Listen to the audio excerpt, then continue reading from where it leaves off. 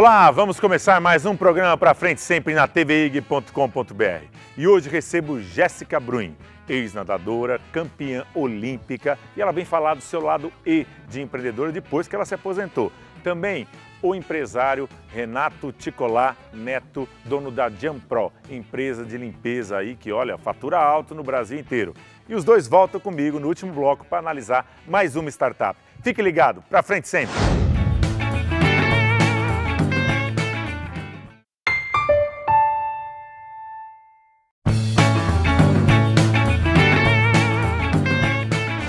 Começando mais um programa Pra Frente Sempre na tvig.com.br e hoje recebo Jéssica Bruin, é assim que se fala? É assim mesmo.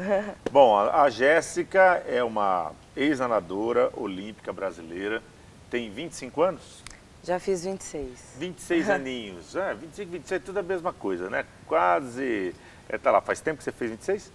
Não, foi dia 1º de agosto, tem 2 meses. Novinha ainda, né? É, quase 30, né? Mas... Nossa, ainda falta 4 Tá. para ter. 4 anos muda muita coisa. Você nasceu onde, Jéssica? Nasci em BH. BH. Tua família é de Minas, BH? Todo mundo. Menos meu pai, mas ele nasceu em São Paulo, mas se mudou para Minas, conheceu minha mãe e a gente foi criado tudo lá. Tá, você tem irmãos? Tenho um irmão mais velho. E teu irmão faz o quê? Meu irmão trabalha com a gente na empresa, só que ele mora na China. Nossa, a tua família tem uma empresa? Teu pai tem uma empresa? Isso. Empresa do quê? A gente tem uma editora de livros infantis. Ah, esse daí que é o que tá nessa Bombom blusa. Books, é. Olha, que legal. Essa, na verdade, é a minha empresa com o meu irmão. Tá. É nossa. Quer dizer, mas teu pai é sócio nessa empresa ou não? Não, não mais. Ele Passou direcionou pra pra gente. Tá, e teu pai faz o quê? Meu pai é vendedor de livro. Bom, então nós vamos falar isso depois, né? Porque isso aí é o que você está fazendo realmente hoje. É. Mas assim, a sua infância, foi uma infância de classe média, foi uma infância de classe alta, como é que foi? Eu tive 2 momentos na minha infância. O primeiro é que meu pai foi o pioneiro no telemarketing de livros, né? De venda de livro. Ele viajou para a Espanha, viu que isso funcionava e começou a aplicar no livro. Então, isso eu tinha mais ou menos uns 6 anos de idade. Até então a gente tinha uma vida boa, mas não era uma vida extremamente confortável, assim, que a gente passava alguns perrengues. Tá, classe média. Classe média. E aí depois com esse boom do telemarketing, que foi ele que implementou. Que implementou, então ele treinou várias outras empresas que trabalhavam com livro, com telemarketing, então a gente começou a ganhar mais dinheiro e foi aí também que meu pai resolveu virar editor. Tá. Antes a gente era só distribuidor de livros. Tá, então aí passou a família a ter uma condição diferenciada. Exato. Tá, e a sua mãe sempre trabalhou com seu pai ou não? Sempre. Na verdade meu pai era técnico de futebol, só que não dava dinheiro na época e também era taxado um pouco, o pessoal tinha um pouco de preconceito. Então, e minha mãe trabalhava numa imobiliária. E aí, minha mãe falou, você estava fazendo esse negócio de bola, não tem como a gente criar nossos filhos nesse meio e tudo mais. E ele fazia uns bicos de vendedor de livro. E aí ele falou assim, então vamos montar uma empresa nossa, vamos ser distribuidor, é o que eu sei fazer, você administra e eu vou vender. E aí começou a distribuição, né, de livros e meu pai abandonou, lógico, o futebol, apesar dele ter vários amigos ainda no meio, ser apaixonado com bola. E aí a gente começou a empresa dele. Então, teu pai era técnico de futebol de times menores. Na verdade, ele foi auxiliar do Abel Braga. Foi auxiliar do Abel? Bem no início da carreira do Abel. E ele também era técnico do Atlético, mas de futebol de salão. Que legal. Então já tinha um esporte na veia, a família, né? Já era do meu pai, não da minha mãe não. Bom, alguma vez você chegou a trabalhar, fazer algo antes de você competir? Não, porque eu comecei, meus pais me colocaram no esporte, eles colocaram meu irmão também, meu irmão jogou bola, chegou até fazer seleção brasileira de futebol, mas ele não quis. Seleção brasileira anormal? Não, é de sub-15. Sub-15. Sub-15, mas de futebol de campo. E aí ele não Olha quis. só. Mas que tem? Tem no sangue esse DNA do esporte? Ah, não sei. Eu tenho uma prima que foi campeã olímpica também, né? Brincadeira do quê? Natação. Também? É. Quem que é Pela ela? parte do meu pai, chama Ingrid Bruin. Nossa, gente. Então a família toda tem aí alguma coisa nesse sangue que precisa ser investigado, né? Pode ser. E aí teu irmão, então, não quis o futebol e na mesma época você fazia natação. Você sempre começou a fazer natação ou outro tipo de esporte? Sempre. Eu fiz outros tipos de esporte, mas eu comecei na natação porque a gente morava numa casa com piscina, a gente se mudou para casa com piscina e minha mãe tinha medo da gente morrer afogado. Só que eu era apaixonada, sempre, nunca matei um treino, estava chovendo, às vezes a piscina era aberta, falava, ó, não vai ter treino hoje. Começava a chorar, falava, então você inventa alguma coisa para fazer, porque eu vim aqui para nadar. E aí quantos anos você tinha quando você começou a nadar? 3 anos. Você entrou mesmo em escolinha ou não? Escolinha. Entrei numa academia chamada Gota d'Água, em BH, e aí eu comecei a ter destaque lá, o pessoal do Minas já me chamava desde quando eu tinha 5, só que eu achava que eu ia ser mais uma no meio do pessoal do Minas, então eu continuei lá até meus 7 anos. Aí eu disputei um torneio que era do Gustavo Borges, Tá. e aí eu voltei com uma medalha e tudo mais. Aí fui numa entrevista no jornal, né, que eu estava destacando já. Aí o pessoal virou e falou assim, e qual que é o seu sonho? Eu falei assim, meu sonho não, eu vou para as Olimpíadas. E eu tinha 8 anos quando eu falei isso. Não. Eu falei, isso não é sonho, é que eu vou, com certeza. E você então, no Gustavo Borges, você chegou a ser convidado? Então, quando eu nadei o Gustavo Borges, aí todo mundo viu que eu era bem diferenciada, assim, que eu tinha capacidade, era muito técnica. Então, Minas falou assim, não, vem pra cá. Vou investir em você. Vamos investir. Aí foi meu técnico da academia, foi todo mundo.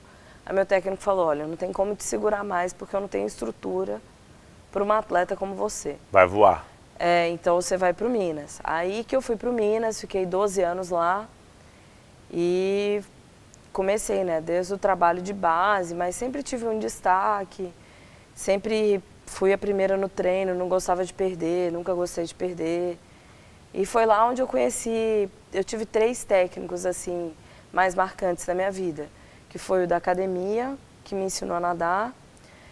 Depois eu cheguei com um técnico chamado Dudu, que me ensinou, ele me instigava muito esse meu lado competitivo.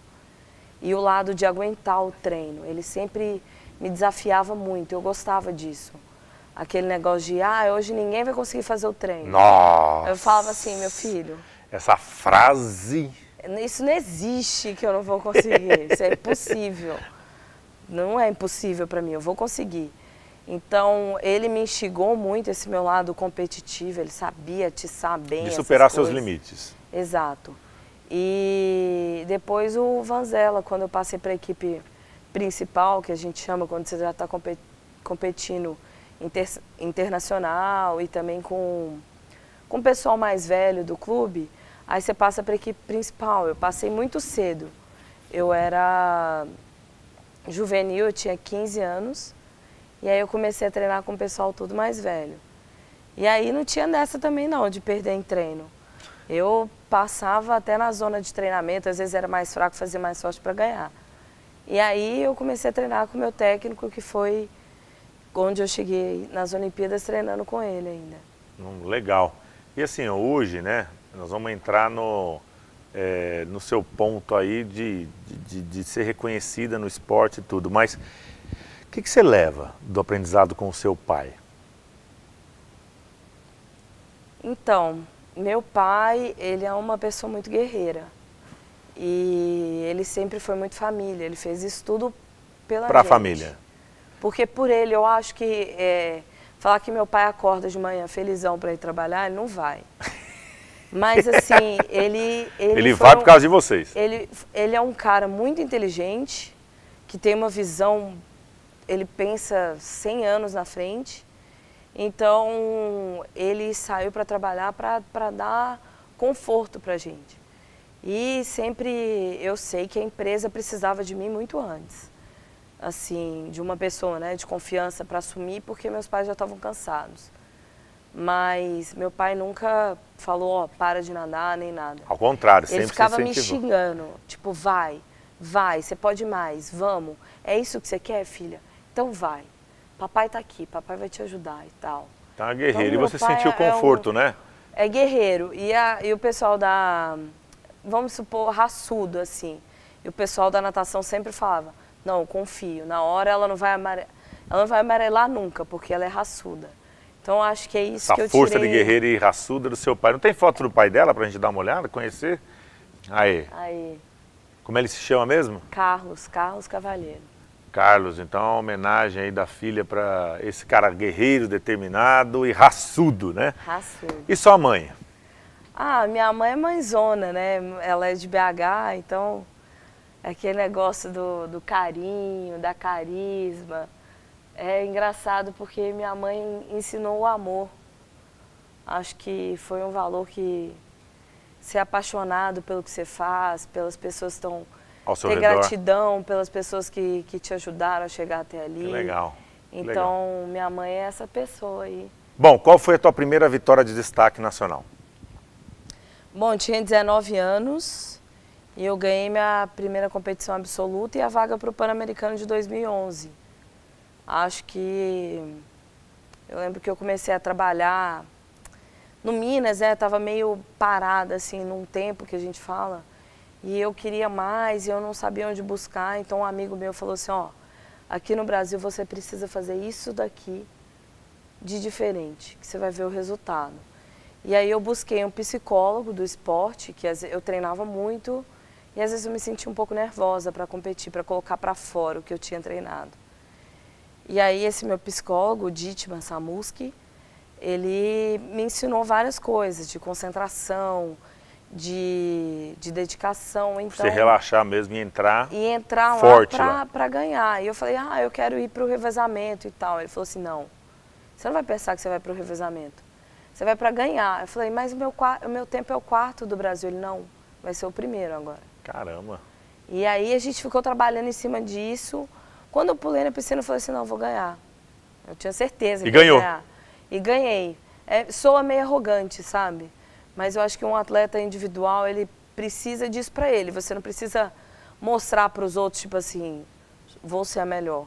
Você precisa chegar lá na hora e fazer e ser a melhor. Mas ó, não soa nada arrogante, porque isso é um desejo que você tem sem incomodar negativamente as pessoas lá. Ao contrário, está no seu foco, está no seu direito de poder atingir o seu grande resultado, né? Então é você querer buscar.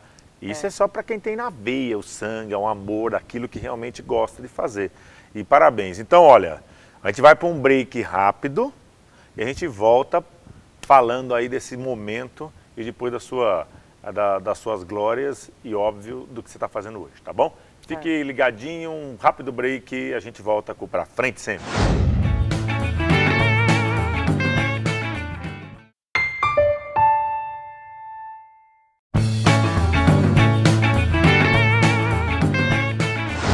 Voltando com Jéssica Bruin.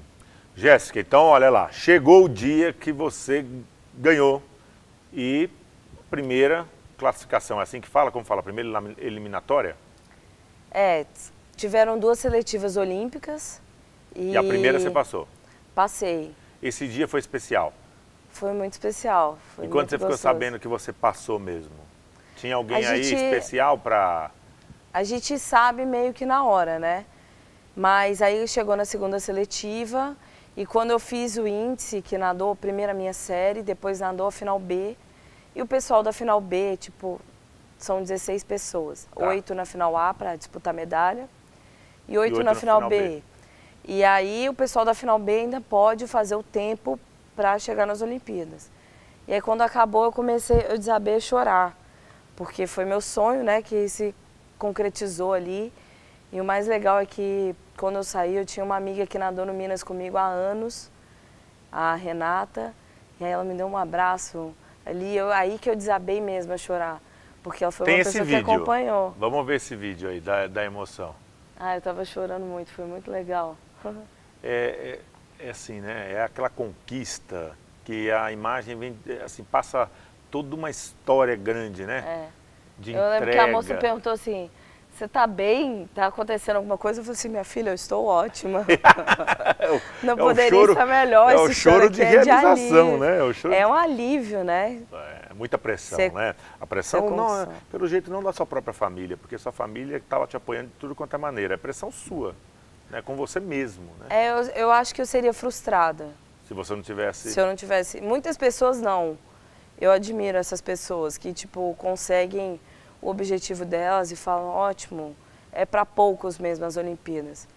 Para mim, não, eu seria frustrada. Então, eu nunca me imaginei fora das Olimpíadas. Eu tinha certeza Quantas Olimpíadas você participou? Uma, foi só a do Rio. A do Rio de Janeiro. Nós temos aí, então, vamos ver imagens, vamos ver fotos da Olimpíadas do Rio de Janeiro?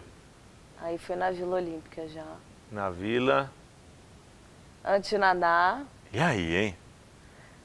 Eu sabendo tava... o Rio 2016, Brasil inteiro vendo. Eu tava uma boçal lá, tipo, só via minha raia. Ponto. Minha família quebrando a arquibancada, berrando, foram mais de 30 pessoas me assistir. E eu só via minha raia, o que eu tinha que fazer. Antes da Olimpíadas, você foi medalhista em Jogos Pan-Americanos. Fui 2 vezes, no Pan de Guadalajara, em 2011. Tá. E no Pan de 2015, em Toronto. Sempre a sua família acompanha? Sua mãe vai ou não? Assim, meus pais selecionavam bem onde eles iam, sabe? Eu já tive alguns mundiais em lugares meio estranhos e eles não foram. Aí, quando era um lugar bom, tipo Toronto, eles foram para Guadalajara porque era um Pan-Americano, mas eles só foram no Mundial de Barcelona. No de Kazan, que era lá no meio da Rússia, no frio, foi não. Ah, não, nesse você vai não, boa sorte, filha, a mamãe vai estar te assistindo. Reza que já é o bom caminho. A gente vai acordar aqui cedo para te assistir, mas vai com Deus, viu? Mas Barcelona eles foram nos 2 Pan-Americanos. E que lugar que você pegou na Olimpíadas? Eu fiquei em 10º. Em 10º, e aí você competiu, você competiu em grupo também? No 4x200 livre. O 10º foi em grupo? No grupo, Tá. Em grupo. E por que você aposentou? É porque, é complicado falar, mas eu não aguentava mais a minha rotina, que é uma rotina muito maçante, e eu fui muito dedicada. Então eu abri mão mesmo de muitas coisas. Então tem gente que passa a vida atlética, né, conseguindo conciliar. Eu não, eu fiz tudo muito certo. Então isso estava bem maçante e eu ia ter 30 anos na outra Olimpíada. Eu achei que ia ser coisa demais sem trabalhar, sem ter uma experiência. Então eu falei, não, uma Olimpíada tá bom, foi muito bem vivida, fiz tudo que eu podia. Nadei mundiais, nadei sul-americanos, nadei campeonatos criança. Foi medalhista. Fui medalhista, né? Então meus sonhos mesmo já tinham se realizado, não tinha... No esporte. Na verdade, um porquê continuar. E eu também não vi um porquê de, se eu fosse continuar, não ser mais 4 anos. E 4 anos para mim seria demais. Tá. Então... porque você sairia de uma para se preparar para outra, Exato. Esse era o objetivo. Bom, então hoje você está tocando a empresa que chama... Bombom Books, a editora. Bombom Books, que é uma editora de livro infantil. Isso. Que fica hoje a sede em Santos, porque vocês estão trazendo da China. Isso. E como é que funciona todo esse processo, então? A gente participa de 3 feiras internacionais, onde a gente busca produtos, ideias, que é uma em Bolonha, em abril. Agora eu estou viajando amanhã para Frankfurt. Olha que legal. Que é a maior feira do livro do mundo. E tem a de Guadalajara também, que é em novembro. Então a gente busca algumas ideias, as tendências... E aí a gente volta com as ideias, junta com o grupo de criação, que é o grupo de produção. Da editora? Da editora. Tá. Aí a gente tem um designer, um revisor, uma pedagoga e também um menino que acompanha a logística de estudo. Porque a gente cria o produto, fala com o meu irmão como é que vai ser o produto, o tipo de papel, a diagramação, quantas páginas. Aí meu irmão cota na China. A gente manda os arquivos para lá, Produz ele lá. manda um boneco, a gente dá o ok, produz lá. Depois que pronto, ele vai lá na fábrica ver se está tudo ok. E aí a gente traz via frete marítimo, aí faz o desembaraço aqui no Brasil. E aí vem as vendas, que é onde eu trabalho, na verdade, em tudo. Todos os problemas que tem hoje Você ajuda a coordenar tudo? Eu coordeno tudo. É uma empresa pequena onde vocês têm o domínio aí e acompanham todas as áreas. Minha mãe cuida da administração, eu tenho uma tia que trabalha com vendas e meu pai, eles fazem a venda dos livros. E aí teu pai vende para as grandes livrarias? Na verdade, a gente vende para distribuidor, a gente é tá atacadista. Certo, entendi. Vocês vendem para distribuidores que depois vão visitar e repassam isso. E agora que eu entrei, eu estou abrindo o ramo do e-commerce e diretamente para as livrarias. Que legal. E assim, ó, só para eu entender, as ideias que vocês têm lá, né? Vocês têm aqui, vocês fazem adaptações ou muitas também têm tradução para vir para o Brasil em português ou não? Vocês vão pegar essas ideias, mas buscam também ter direitos de alguns que vão ser lançados no Brasil? Sim, a gente às vezes compra os direitos de alguns livros para lançar no Brasil, para rodar no Brasil. Tem o pessoal também que compra da gente, a gente vende para mais de 52 países. Que legal. Que a gente tem uma coleção de livros que é o nosso forte, que chama O Que Cabe no Meu Mundo.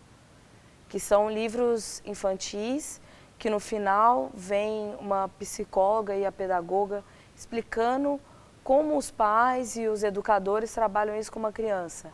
E são livros de valores, então nós temos 40 valores, entre eles honra, otimismo, autoestima. Mas as escolas também colocam isso? As escolas trabalham, a gente tem uma ótima aceitação em escola, em licitações e tudo mais. A gente vende todos os tipos de livro infantil, mas o que a gente vende mais é O Que Cabe no Meu Mundo. E então você já me disse que o teu projeto futuro é fazer o e-commerce e poder abrir as grandes redes diretamente. Isso. Certo? Tem mais alguma coisa de projeto para a sua vida ou o teu foco vai ser 100% na editora? A gente sempre pensa, né, em alguma coisa, em ajudar o esporte e tudo mais, mas hoje em dia eu estou esperando o Brasil dar uma estabilizada até no esporte, que houve alguns ruídos aí, né? Na Confederação de Natação, também no COB, então acho que a gente deve ter calma nesse processo para depois poder investir um tempo e o dinheiro e saber que o negócio vai encaminhar para o lugar certo, né? Não vai ter um desvio aqui ou ali. Mas hoje o meu foco é realmente abrir outras áreas para a minha empresa e trazer livros diferenciados, né? Buscar ideias, trazer muito livro para bebê. Agora a gente também está com a ideia de livros de 9 a 13 anos, que é quando a criança já sabe discernir, já sabe fazer mesmo a interpretação daquele texto. E não tem muita literatura que abrace aquele grupo, esse grupo de pequenos leitores. Sabe que eu vou te dar uma dica? As escolas têm muita dificuldade para colocar dentro do ensino dela empreendedorismo. E deveria começar desde criança. Então a gente até conversa, meus filhos estudam numa escola super legal, que realmente é uma escola que prepara o indivíduo para a sociedade, para se tornar líderes. E você deveria pensar nisso, de botar projetos para criança em livro, para estimular a liderança, para alguns atributos ligados ao empreendedorismo. Você falou até, um dos nossos projetos novos agora, a gente vai fazer a administração da criança, entendeu? A criança saber administrar o tempo dela, as coisinhas dela, até o próprio cofrinho que o pai deu, eu vou te dar R$20 para você ir hoje. Tudo fazendo um mecanismo já para a criança crescer, já sabendo guardar o dinheiro, já sabendo aprender. Ser um administradorzinho da vida dela. Legal. E aí vale a pena mesmo você focar em alguns pontos do empreendedorismo, como realmente amar desafios, assumir risco, né? Aí, lógico, traduzindo da melhor forma para essa criança, para o adolescente, o que for, porque isso falta muito. As empresas, as escolas acabam não olhando e não investindo dessa forma, né? O que cabe no meu mundo traz muito alguns títulos já Ligado a isso? Ligado a isso, questão de liderança, questão de como a criança se sente e como ela tem que reagir, o que é aquele valor, mas a gente agora está querendo também fazer um pequeno empresário.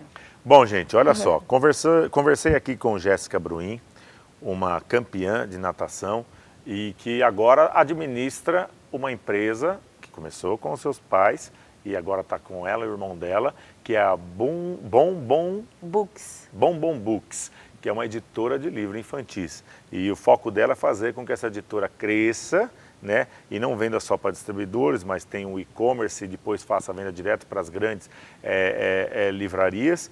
E está buscando aí o momento certo para de repente entrar num projeto com a natação, que é o teu grande,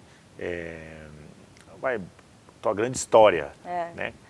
E pode ter até educação infantil, livros ligados à natação, não sei. Aí você vai escolher a melhor forma de poder trabalhar. E técnica de natação, não vislumbra, não? Não, porque aí eu teria que... Uma dedicação muito, né? Você tem que ser um pouco... Você tem que formar, né, em educação física. Estudar porque mesmo. Porque tem todo aquele negócio de periodização. Eu sei o que é bom pra mim. Eu não preciso hoje de um preparador físico me ensinar o que eu tenho que fazer na musculação. Porque eu sei o que é bom pra mim. Eu sei o que é bom na minha dieta. Mas para uma outra pessoa, eu tenho que estudar tudo isso para poder desenvolver. Atrás. Eu acho que o melhor para mim, o meu caminho que eu gostaria mais mesmo na ajuda, é nessa transição de carreira, porque você perde sua identidade, é uma mudança muito grande, você muda também seu corpo tem uma fase que ele não entende, ele fala assim, e aí, você não vai colocar tanto estresse assim, é mais mental, é isso mesmo? Então ele entra em dúvida ali, entra num processo meio esquisito. Então eu acho que precisa. Mas você continua nadando? Eu nado 3 vezes na semana e nado um pouquinho, nado com o meu técnico, eu moro em frente ao SESI, é o clube que... Para relaxar? A gente vai lá, dá uma disputada assim, eu e meu técnico. Aí ele perde ainda, mas eu acho que quando eu ficar mais velho ele vai ganhar de mim. Bom, obrigado pela sua participação. Obrigada eu. Muito sucesso e, olha, o próximo bloco eu recebo um executivo e depois nós temos aquele quadro tão esperado, Sua Ideia, Nosso Negócio, que você vai me ajudar a avaliar uma startup, ok? Tá bom. Fica ligado aí então, pra frente sempre, um break rápido.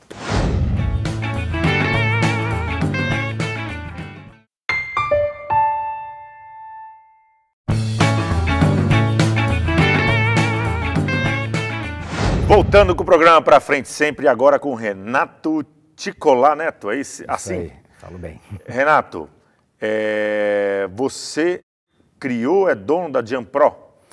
Não, a Jampro é uma empresa americana com sede na Geórgia, em Atlanta.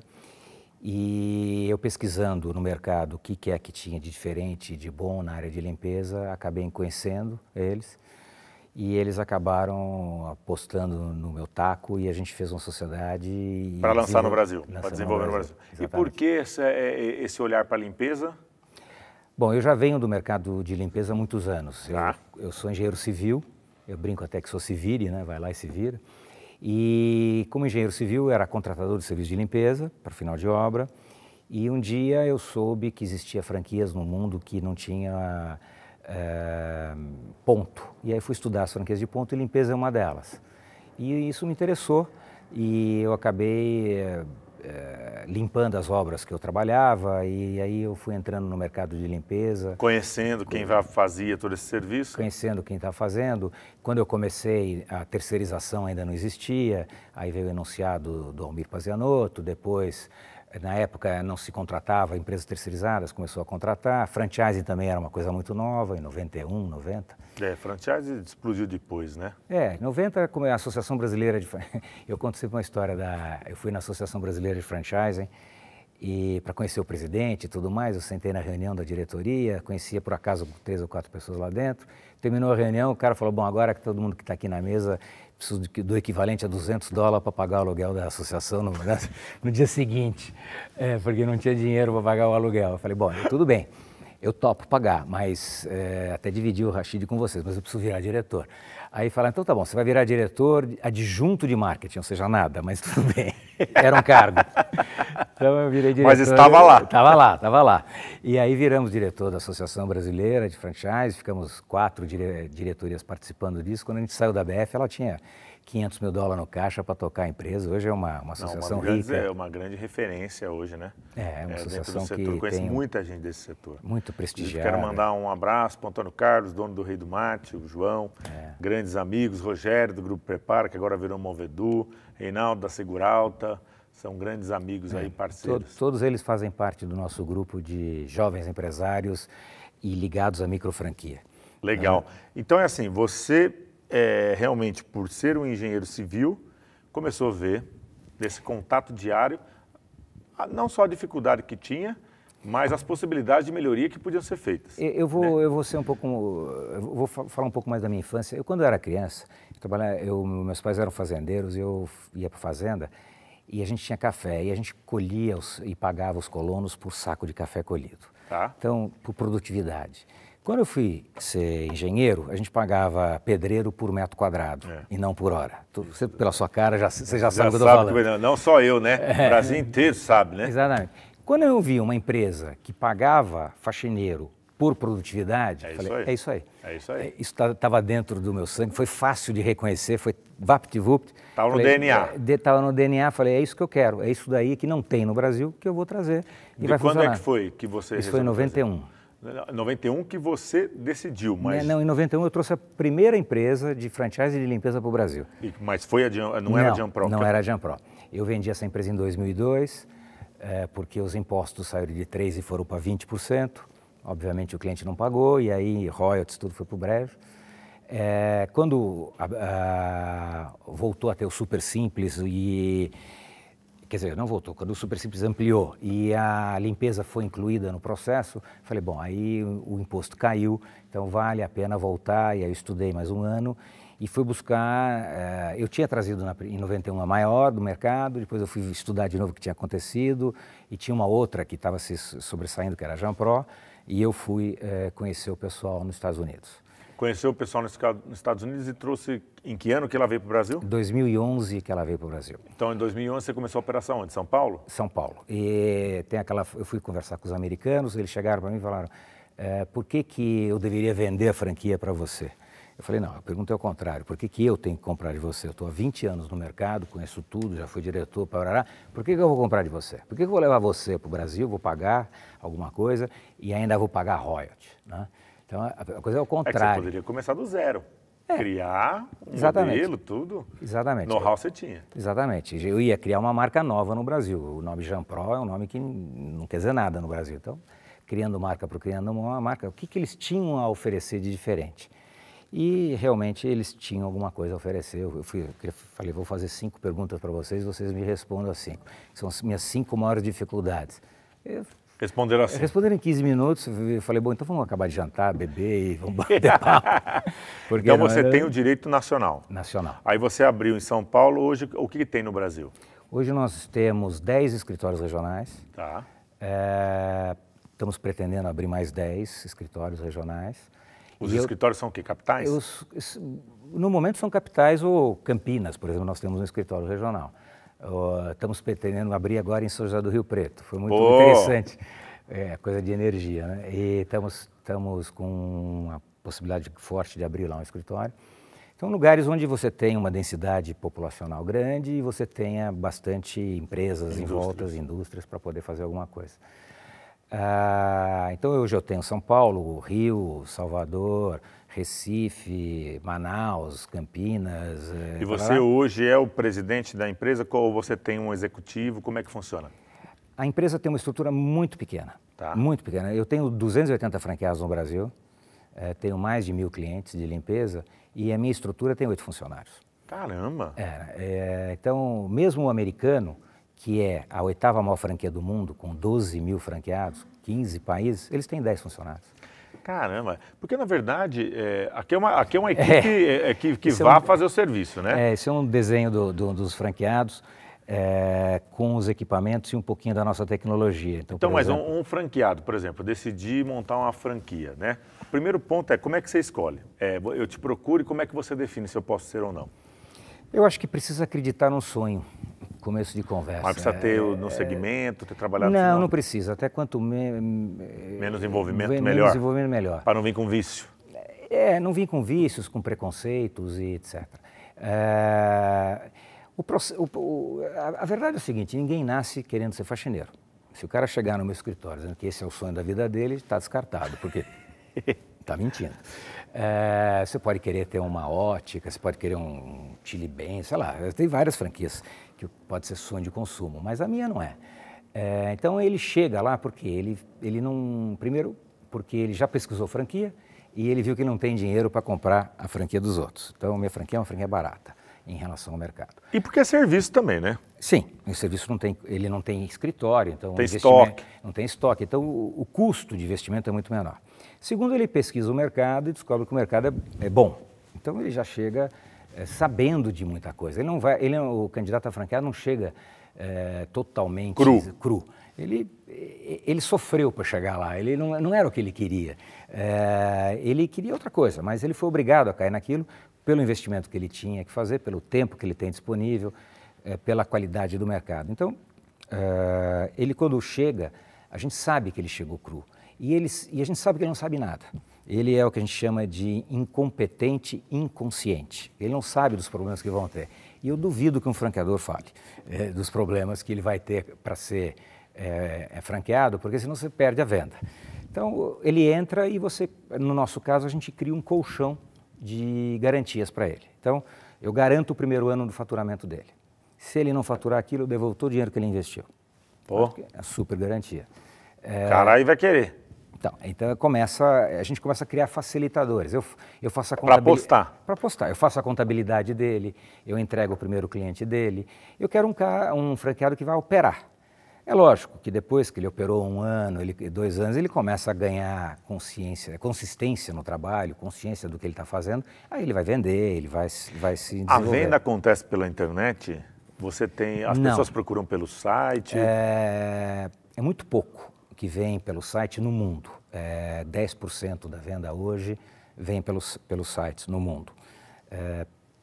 Nosso negócio é mais B2B, business to business. Vai lá visitar e oferece você tem que visitar, tem que bater perna. Claro que tem ferramentas como o LinkedIn, que são mais focadas em business fazer to business, isso. mas você tem que ter relacionamento, tem que ter networking, tem que ter tudo. Por isso que nós temos os escritórios regionais. Os escritórios regionais são escritórios de venda de serviços, onde vão prospectar empresas no local, vão fechar contratos de limpeza e esses contratos de limpeza vão ser operados pelos franqueados. Agora eu estava entendendo uma outra coisa. Por exemplo, você falou para mim de São José do Rio Preto como uma oportunidade. Exatamente. Mas São José do Rio Preto você montaria um escritório regional. Vou montar um escritório regional, vou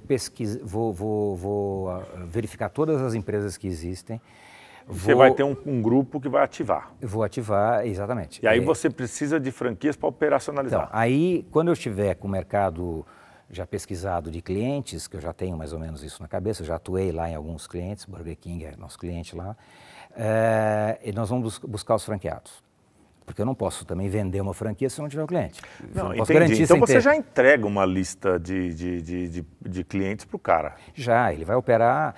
Ele é um operador. Eu tenho franquias que custam R$20 mil, mas o investimento é R$4 mil, na verdade, sinal. É muito pouco. Nada. E eu tenho franquia de R$200 mil. A diferença entre uma e outra é o cliente que eu vou garantir, o faturamento que eu vou garantir para ele.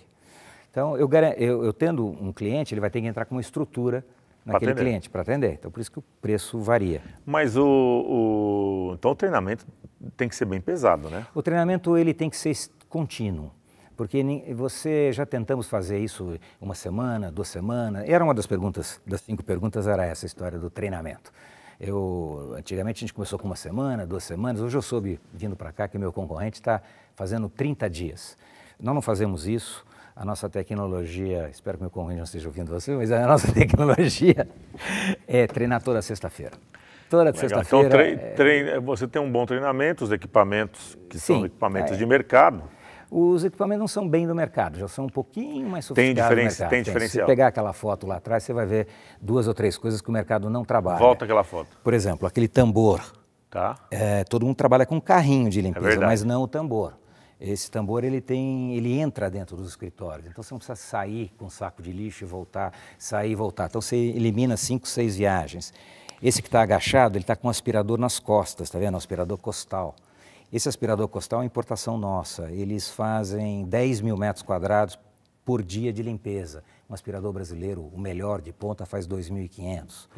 Então eu tiro 3 homens. Então ele paga o aspirador no primeiro mês. E os produtos de limpeza? Então, os produtos de limpeza, todas as empresas internacionais estão no Brasil. Tá. Então, o que a gente usa lá fora, a gente está usando aqui dentro. Aqui? Não, sem problema nenhum. Mas eles produzem aqui? Produzem aqui, as fábricas são no Brasil. Então, nós hoje, por acordos internacionais, a gente consegue um preço mais barato que distribuidor, e eu repasso isso para os franqueados, porque a gente precisa ter preço final baixo para o cliente, né? E os produtos estão aí, e isso não é nenhum grande problema. O problema é colocar tudo junto. O segredo, quer dizer, qual é o problema da limpeza? É a inconsistência do trabalho no cliente. Por quê? Porque você coloca, todo mundo quer preço, aí você coloca um gerente que tem um salário pequeno. E esse gerente não tem habilidades nem decibéis na cabeça para tomar iniciativa em determinados momentos. Quando você troca o gerente, coloca um franqueado, esse franqueado que investiu dinheiro, que tem que fazer acontecer. É o dono, tem que fazer acontecer. Então, se cair o telhado, o forro de gesso na sexta-feira, ele não vai se preocupar com isso na segunda, ele vai já fazer na hora. Então, então esse modelo bem legal mesmo, hein? Bem interessante. Agora, para quem assiste a gente, que é um perfil jovem, empreendedor, qual é o recado que você pode dar? Você já me falou que você tem interesse em São José do Rio Preto. Tem mais? Não, nós estamos no Brasil inteiro, principalmente onde a gente tem, hoje a gente tem foco nas cidades que nós temos escritórios regionais, porque a gente tem que fazer a venda e depois tem que fazer o pós-venda. E normalmente essas cidades onde você tem, que são as grandes, você tem quantos franqueados? Hoje eu tenho 280 franqueados no Brasil. Então, mas nessas cidades? Nós temos 50, 60 em São Paulo e nesses outros escritórios regionais uns 20, 25, precisa fazer a conta exata, porque também tem alguns franqueados desgarrados. Então, por exemplo, nós temos um tipo de cliente que é o nacional. Fica longe do... O cliente nacional, por exemplo, Fogás é um cliente nosso nacional, temos no norte do Brasil inteiro. Ele tem uma fábrica, que é um depósito, né, uma fábrica lá em Porto Velho. Então, eu tenho um franqueado... Você atende... Através do franchising, franchise lá. Eu atendo Porto Velho, mas não é o comum. O certo seria ter um... Qual que é o faturamento total do grupo aqui no Brasil? Hoje nós estamos com 90 milhões. Tá, e o objetivo? O que você quer? O objetivo é um bi. Para ter só 4% de market share. Você vê como esse mercado é um mercado enorme. Tem 12 mil empresas de limpeza no Brasil. Caramba! 80% com menos de 20 funcionários. O mercado é realmente gigantesco. Olha, parabéns, sucesso, que você continue crescendo ainda mais, que você já é um grande sucesso. E saiba que você pode contar com o nosso programa aqui, o que precisar, hein? Para poder evidenciar, mostrar aí todo o seu crescimento, muito legal. E isso que é importante, né? Você viu de uma necessidade daquilo que você era envolvido, uma grande oportunidade. A gente é gerador das nossas oportunidades, né? Sem dúvida. Então, olha, parabéns mesmo, viu? E agora com vocês, esse quadro tão esperado, Sua Ideia, Nosso Negócio. Ok, estamos aqui agora nesse quadro tão esperado. Qual é o seu nome? Marlon. Marlon, eu não sei o que você vai apresentar, meus convidados não sabem. E você vai ter 3 minutinhos para ser direto.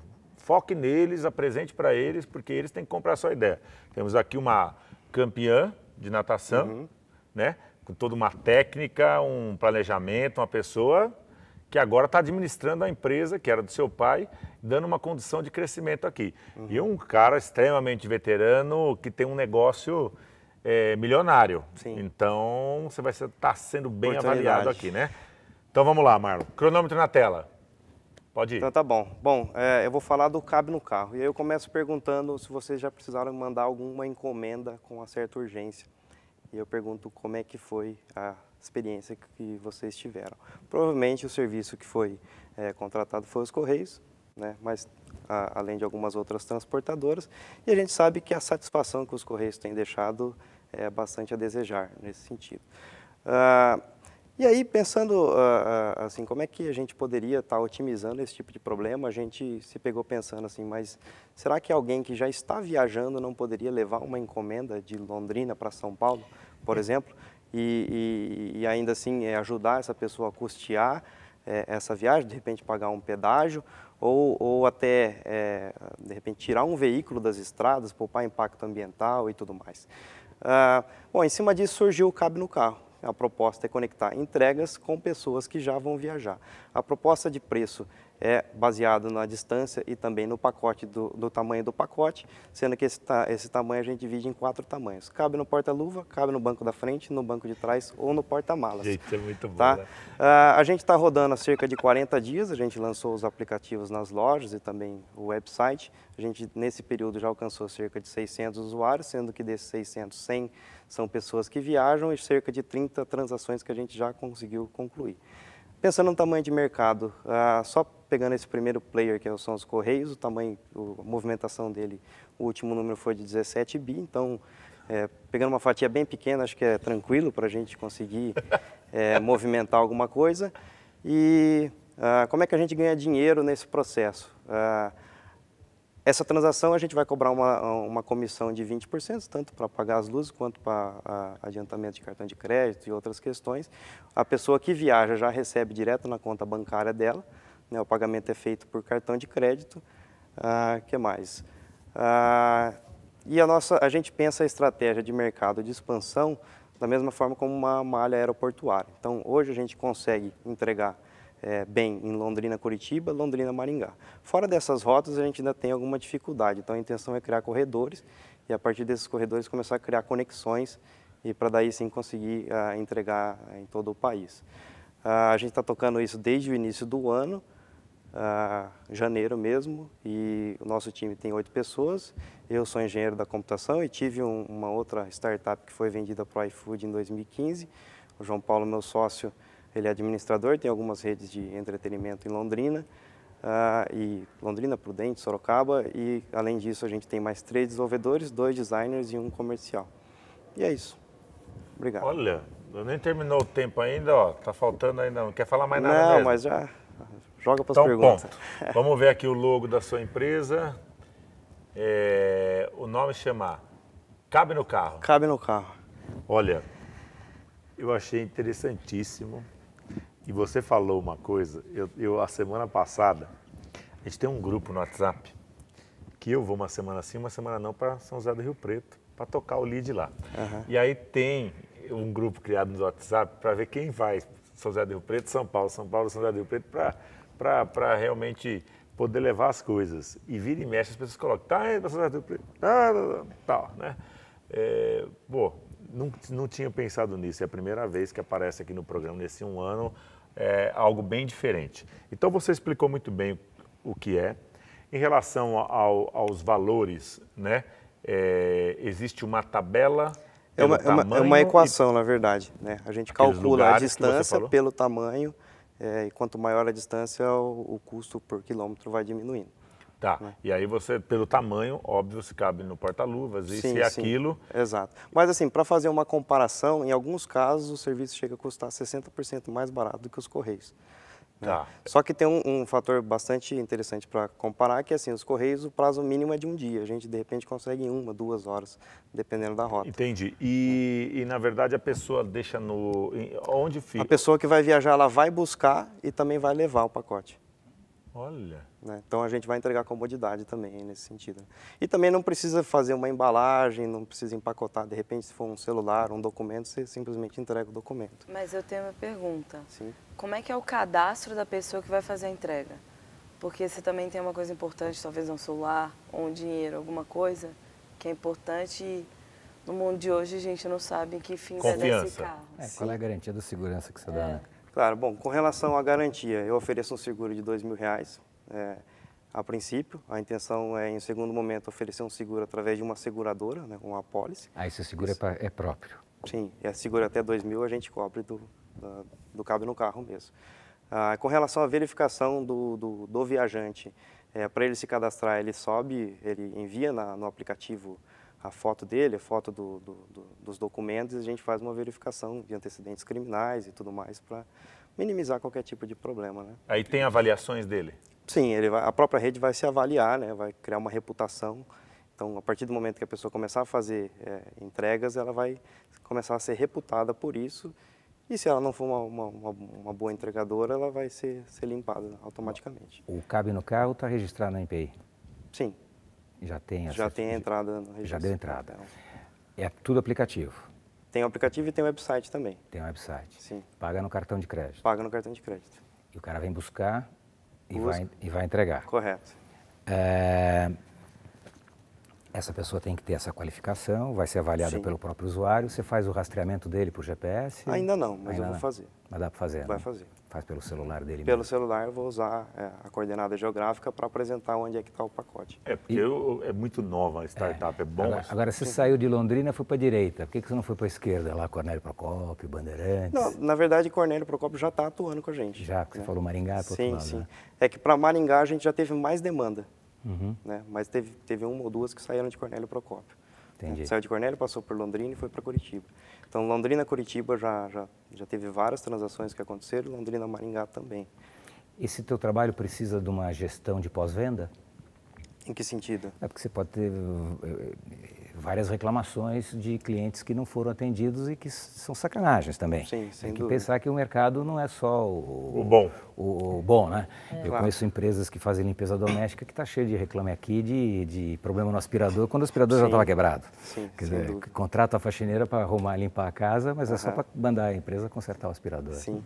Hoje a gente atende, assim, a gente se comunica com as duas pontas durante toda a transação, né? Em um primeiro momento a gente cria demanda, ou seja, a gente atrai pessoas que querem enviar uma encomenda, e a hora que eu tenho essa encomenda para ser enviada, eu vou atrás de alguém que já vai viajar, né? Então a nossa estratégia de crescer base hoje, a gente tem trabalhado dessa forma, né? Primeiro eu crio a demanda e depois eu acho um jeito de resolver ela.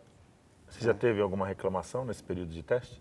Não, mas eu já tive encomendas que eu não consegui entregar. Por exemplo, o ingresso do Rock in Rio, saindo de São Paulo, indo para o Rio de Janeiro, por um prazo muito curto, eu não consegui encontrar ninguém fazendo essa rota e por isso eu não entreguei, né? E os Correios também estavam de greve, então o cara não conseguiu. Nossa Senhora. E vocês têm um prazo para, tipo assim... 5 você dias. entrou- Ah, tá. Até 5 dias. Se em até 5 dias eu não conseguir encontrar ninguém para viajar, mesmo que tenha mais prazo no futuro, né? Quando der, traz, né? Às vezes é um livro, alguma coisa mais simples. Mas, né? Mas em até 5 dias, se eu não consigo, eu já... Elas são na urgência, né? A maioria sim. Que é A pra maioria ontem. sim, exato. Mas aí se em até 5 dias eu não consigo resolver, eu já E uma cancelo. curiosidade final. Como é que Tá. você busca essa base de quem está viajando? De quem está viajando, De quem vai viajar. E de quem também está necessitando. olha... Como é que você trabalha essa base? Para pessoas que precisam enviar, a gente faz anúncios em Facebook, no Google e Redes tudo mais. sociais. Redes sociais. E de quem está viajando, a gente atua principalmente em grupos de carona, acho que de Facebook e de WhatsApp. Né? Tem sempre alguém falando assim, será que alguém pode estar indo para tal lugar e tal? É lá que a gente vai procurar essas pessoas. Quanto custa mandar uma caixa de vinho de Londrina para São Paulo? Londrina para São Paulo, talvez uns R$40. Pensando que cabe no banco da frente. O cara pode lotar o carro dele? Não, porque eu e vou te pagar falar, se zero você viagem. quer gerar demanda, você vai transportar bebida agora no Réveillon. É um Exatamente, grande problema. exato. Não dá pra, vai ter que pagar para as companhias aéreas levar, custa Nossa. caro e ainda vai quebrar. Pois Então, é. você tem uma Nem brecha me fala. enorme. Exato. Você Daqui a tem- pouquinho as pessoas vão estar viajando de avião e mandando a mala com o carro. Ou cabe carro. Não cabe carro. Sim. Cabe no Faz carro. um acordo. É mais barato, porque a mala Com a custa decolar. R$80 Faz para acordo mandar com a e botar decolar. lá. No acordo também de qualquer frete aí, velho. Pois Opção, Correios ou cabe no carro. Então, exatamente. essa é a nossa estratégia de expansão, né? A partir do momento que a gente tiver É muito novo, os né? corredores Tão testando. já meio resolvidos, vai Agora, ser uma opção. pergunta. O teu objetivo aqui, você quer achar investidor? Sim, por que não? A gente sempre precisa de investimento, né? Você não fez rodada de investimento, então o teu objetivo é esse. Bom, gente, vamos lá então. As perguntas já foram feitas e agora é assunto de... Eu queria dar tempo de eu de eu colocar uma dúvida que vocês não colocaram, mas que vão ter. Não. Então, ele colocou uma dúvida que a gente não colocou. E se tiver algum produto ilícito que seja transportado, por exemplo, drogas? Tá. Duas perguntas, o ilícito e o cara que precisa de nota fiscal interestado. Porque esse tem comércio, hein? Exato, esse tem demais, né? Na verdade, assim, primeiro, tanto no aplicativo quanto no site, a gente pede que seja muito bem descrito o que vai ser enviado, né? Com uma foto, inclusive. E aí quem vai transportar, quando ele vai transportar, ele vai olhar e a gente pede que se for um pacote, que esteja aberto para que seja conferido. Então, se for alguma coisa, tanto que não esteja previamente combinado ou que seja ilícito, a pessoa fala, olha, isso aqui eu não levo. Tem outras coisas se ela falar que leva, aí já não é de responsabilidade nossa também. Tem outras coisas que entram nessa categoria também. Você pode transportar alguma coisa inflamável, sim, vai correr risco a pessoa que está transportando. E nota fiscal? Entra no mesmo caso, né? Se o viajante vê que é uma mercadoria ali, não tem nota, ele pode falar, olha, eu não levo. Mas se ainda assim ele levar e der algum problema, aí a responsabilidade não é de quem está levando, é de quem enviou. A maioria das coisas não tem nota, né? A maioria não tem. Porque você quer mandar uma coisa pessoal. Talvez pessoal, uma coisa Agora, o cara paga no cartão de crédito, tem um split? Tem um split de pagamento. O cartão já está fazendo split? Já está fazendo split. Porque senão você vai pagar em bitributação. É bitributação e sim. Bom, vamos lá, pergunta direto. Renato, e aí, você investiria ou não investiria? Já. Uma salva de palmas aí, investiria. É fácil. Fácil. Gostou? Eu achei fantástico. Poxa, legal. Tem uso facílimo para isso. E é novo, né? Eu nunca tinha escutado isso. Eu tenho casa em Porto Seguro, lá em Trancoso, você pega a cidade inteira. Todo mundo precisa mandar coisa para lá. É verdade. Tem lugar que é o universo total. E o grande problema é o que é pequeno. O que é grande, você manda entregar. Mas o interior de São Paulo, capital com o interior, é muito forte isso. Sim. Nossa, é o tempo inteiro, porque você tem muito estudante, você tem muita gente que vai e volta todo final de semana, né? Sempre tem alguém que está viajando, né? A velocidade que você tem, nossa. E aí, Jéssica, investiria ou não investiria? Sim. Pô, mais Sim, uma, também. tá fácil assim, hein? Tá resolvido. Se você der desconto para livro, então... Faz a distribuição. Sim, porque a gente tem muita dificuldade de transportadora que faz Santos para algum lugar. Então, geralmente, o meu carro da empresa tem que subir até São Paulo e deixar o livro na transportadora dos clientes, principalmente quem vai para Norte, Nordeste, que é mais longe. E para a gente seria mais fácil até se tivesse... E você está falando de uma situação... A gente não subiu o nosso carro, entendeu? Que Santos é assim, é o polo de ter transportadora para pegar coisa lá. Né? Exatamente. Mas deve ser grande, os conteúdos grandes aí. Eu transporto por mês R$150 mil de produtos químicos para 280 pontos no Brasil. É o maior problema que eu tenho. Você põe numa transportadora? Não, eu compro no fornecedor, ele que faz a logística. Só que ele nunca faz direito, porque minhas quantidades são pequenas. Então, pacote pequeno. me obriga a ter um certo estoque em cada lugar que eu não precisaria mais ter. É isso aí. Por isso que eu tô falando, só de fazer o meu frete Santos, São Paulo já resolveria. Já resolveria fácil. Que é o mais comum, né? Gente, olha, legal. Eu apostaria... Sim, eu investiria, porque é uma ideia. Cara, eu na pele vejo isso acontecer o tempo inteiro. Nós temos um grupo do WhatsApp para ver quem vai. Como é que chama o grupo? Carona, um nome criado. E assim, as oportunidades são gigantescas, né? Acho que você tem que buscar logo um investidor para poder dar essa capilaridade o quanto antes, né? Para não te roubar a ideia, né? Exatamente, porque vem um aí, daqui a pouquinho o Uber está fazendo isso, né? Aproveitando as viagens para poder entregar as coisas dos outros aí num custo mais barato também. Então, olha, parabéns, que dê muito certo, né? Obrigado. A sua oportunidade e que você possa um dia voltar aqui já num tamanho monstruoso aí, porque a tua ideia é bem legal mesmo, viu? Poxa, parabéns, parabéns mesmo. E olha, todo o programa eu sempre dou uma dica de um evento e de um livro. A dica de evento é o Salão Duas Rodas 2017, que acontece agora no dia 15 a 19 de novembro, no pavilhão de exposições do AMB. Então, se você realmente gosta e realmente quer conhecer esse público e também fazer negócio, não deixe de ir. No dia 15 ao 19 de novembro, no pavilhão de exposições do AMB. E o livro é A Vida e Carreira, um equilíbrio possível? Você acha que é possível? Claro.